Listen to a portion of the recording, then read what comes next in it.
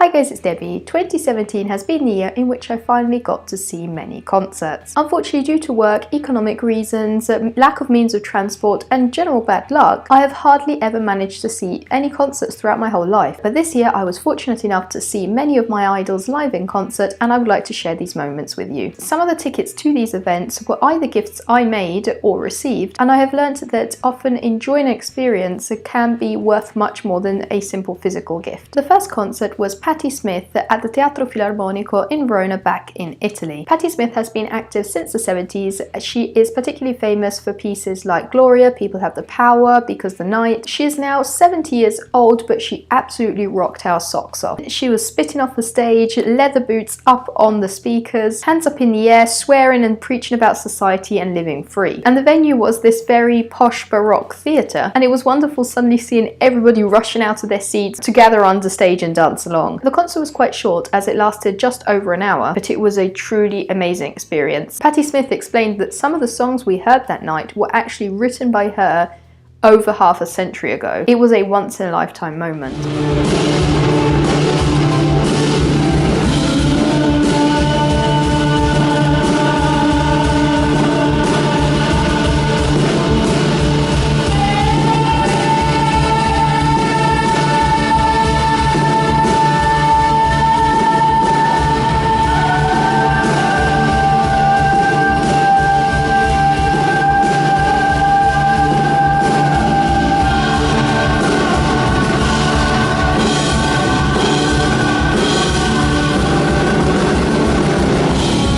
The next concert we attended was Jacob Collier live in Correggio. Correggio is a very small town in the centre of Italy, which seems to have never stepped out of the 90s, and it is a hub for music and art in general. It was actually Simona which introduced me to Collier, which is a British singer, composer, multi-instrumentalist, which makes the best one-man shows ever.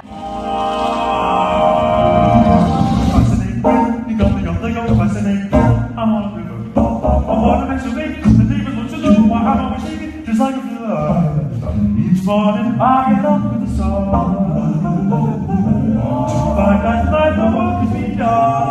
He goes up on stage in socks, surrounded by 10 to 20 instruments and pedals, and makes music from scratch. He asks the audience to clap or sing along. He picks up the sound, loops it up with his music. He is amazing.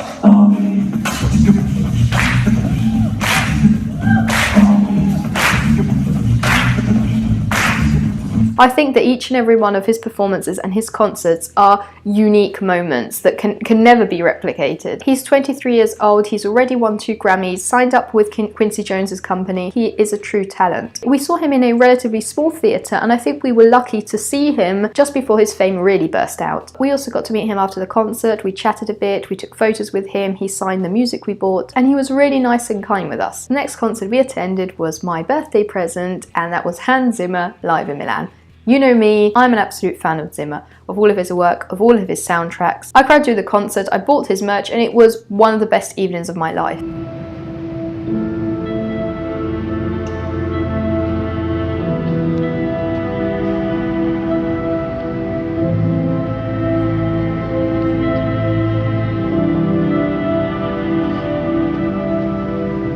He played pieces from Inception, Interstellar, the Wonder Woman theme from Batman vs Superman, The Lion King with the original voice, the Da Vinci Code, The Dark Knight, so many more. He spoke about Heath Ledger, working with Christopher Nolan, but I have a whole video in which I speak about the whole concert in much more detail. I include footage from the concert, so if you want to watch that, you'll find that linked here below. The only way this concert could have been better would have been if we saw it after the release of Dunkirk and Blade Runner 2049. Those soundtracks are unbelievable, and I am sure that Hans Zimmer's name will come up when it's Oscar time.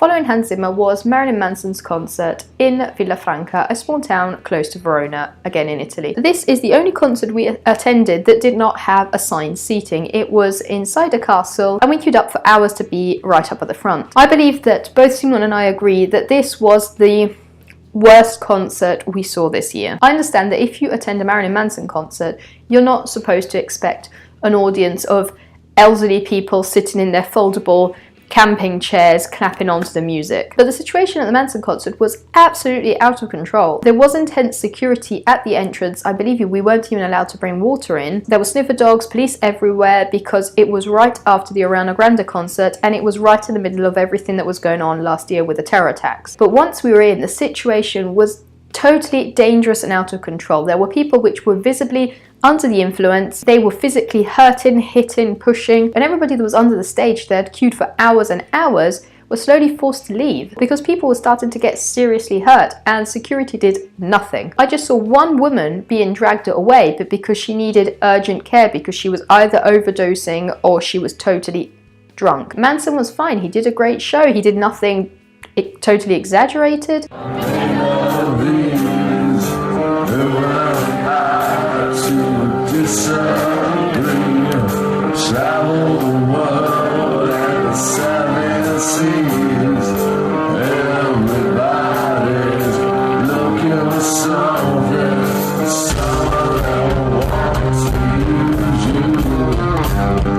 His voice still sounded quite good, but we just didn't get to enjoy it that much because of the audience. Instead, the most recent concert we attended, and which was one of the best along with Hans Zimmer, was Guns N' Roses live at Madison Square Garden in New York City. This was absolutely fantastic. They played for over 3 hours straight. They did all the old pieces. The finale was a huge show with flames and confetti shooting over the audience.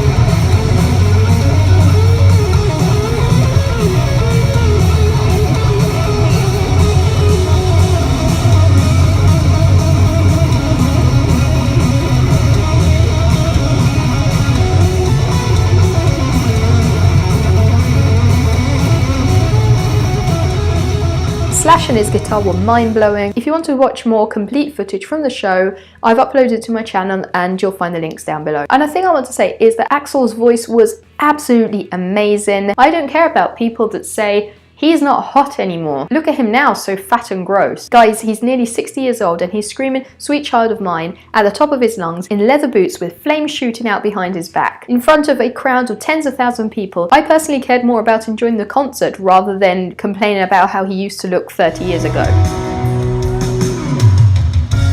Mama, take this battery. I can't use it anymore.